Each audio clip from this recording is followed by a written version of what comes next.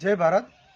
ખેડૂત મિત્રોને મારે ખાસ જણાવવાનું છે કે આપણે જે મગફળીની નોંધણી કરાવી છે, મહિના પહેલાં જે આપણે નોંધણી ચાલતી હતી એની અંદર આપણે નોંધણી કરાવી છે અને હવે ઘણા ખેડૂત મિત્રોને નંબર આવે છે. આગળના દિવસે નંબર આવે છે અને બીજા દિવસે આપણે મગફળી લઈને જવાનું હોય છે.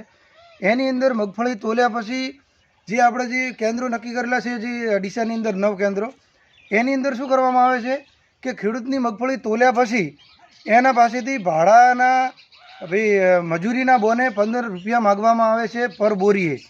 જો તમારું ટોલું ભરેલું હોય અને તમે ઢગો કરો તો તમારા પાસેથી 15 કે 5 રૂપિયા તો એ ફરજિયાત લે જ છે. જેમ કે 99% ખેડૂતો જોડેથી તો 15 રૂપિયા જ લે છે. અને આમ કોઈક જાગૃત ખેડૂત હોય અને એ જો વાત કરે તો એના પાસેથી પર બોરીએ 5 રૂપિયા લે છે. પણ હું એક તમને ચોખ્ખો કહી દઉં કે ખેડૂત ભાઈઓને એક પણ રૂપિયો આપવાનો હોતો નથી. જે સંઘ દ્વારા જે મગફળી ખરીદી કરવામાં આવે છે અને સરકારશ્રી દ્વારા જે મગફળીની ખરીદી કરવામાં આવે છે એની અંદર ખેડૂતને તોલાઈનો કે ભરાઈનો કે એક રૂપિયો પણ આપવાનો હોતો નથી. એ ટોટલ પૈસા જે ગવર્મેન્ટ તરફથી એમને બોરી પ્રમાણે ચૂકવવામાં આવે છે. તો ખેડૂત ભાઈને ખાસ મારી વિનંતી છે કે જે ખેડૂત ભાઈઓનો નંબર આવી ગયો છે ને આપી દીધો એ તો વાત પટી ગઈ, પણ હજી ઘણા ભાઈ ખેડૂતોના નંબર બાકી છે. આજે મેં મગફળી ભરાઈ ત્યારે મને આ ધ્યાનમાં આવ્યું, મને ખબર નથી કે ભાઈ આ ખેડૂતો જોડેથી જે મજૂરીના પૈસા જે અલગથી લેશે. આજે હું ખુદ ગયો, જ્યારે મારા જોડેથી માગવામાં આવ્યા પૈસા ત્યારે મેં એનો ઇનકાર કર્યો અને ઇનકાર કરવાની સામે મારો વિરોધ થયો. વિરોધ થતાં મેં ઉપર લેવલે જાણ કરી અને ઉપર લેવલથી અમને મેસેજ આપવામાં આવ્યો ત્યારે એમણે મારી મજૂરી લીધી નથી. પણ જે ખેડૂત ભાઈઓ કોઈ આગળ આવવા તૈયાર નથી, કોઈ બોલવા તૈયાર નથી. તો જે ભાઈને મજૂરીના પૈસા ન આપવા હોય એ તમારો હક છે, પણ તમારે ગયા ખાતર જો જવા દેવા હોય તો તમે ખેડૂત ભાઈઓ જવા દેજો.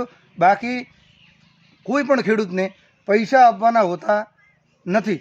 બીજું કે તમારે ડરવાની કોઈ જરૂર નથી કે તમારું સેમ્પલ કેન્સલ થઈ જશે.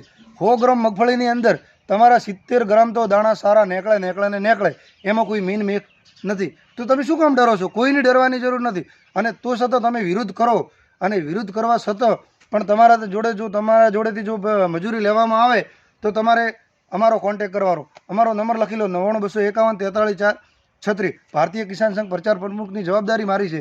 પણ તમે જ્યાં સુધી ખેડૂત ભાઈ નહીં જાગે અને ખેડૂત ભાઈ કોઈ એનો વિરોધ નહીં કરે ત્યાં સુધી આપણે લૂંટાવાનો વારો આવશે.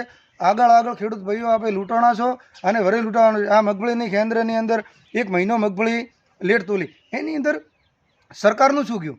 આપણી મગફળી દર બોરીએ 2 કિલોની ઘટ પડી છે. એ આપણને ઘટ પડી, ચલો જે ગયો એ તો ગયો, પણ હવેની તારીખની અંદર જે આપણું શોષણ કરે છે એની અંદર આપણે મજૂરિયાને આડું થવાનું નથી. મજૂરિયાને મજૂરી કેન્દ્રને આપવાની છે.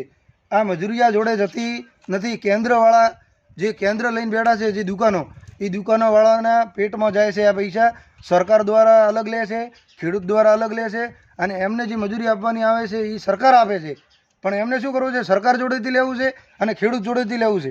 એટલે ખેડૂત ભાઈઓને ખાસ મારી વિનંતી કે જે ભાઈ ખેડૂતે મગફળી ભરાઈ હોય એ ભાઈને તો જે પટી ગયું, પણ હવે જે નવા ખેડૂતોને ભરાવી હોય એને આ વાત ખાસ ધ્યાનમાં રાખે અને વિડીયો ખૂબ શેર કરજો અને જેમ બને એમ ખેડૂતો સુધી આ માહિતી પહોંચાડજો.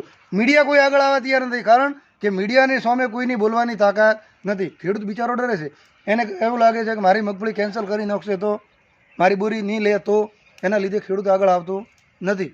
પણ આપણી મગફળી કમ્પ્લીટ હોય તો આપણે કોઈ ડરવાની જરૂર નથી. ખાલી ઈટાળા લઈને જવાનું નથી. બાકી કચરો હશે તો એ તો કચરો આપણો જે 100 ગ્રામની અંદર 70 ગ્રામ દાણા નીકળવા જોઈએ એ તો એમ નીકળે છે. તમે તમારા ઘરે તપાસ કરશો તો તમારે 80 ગ્રામ દાણા હશે.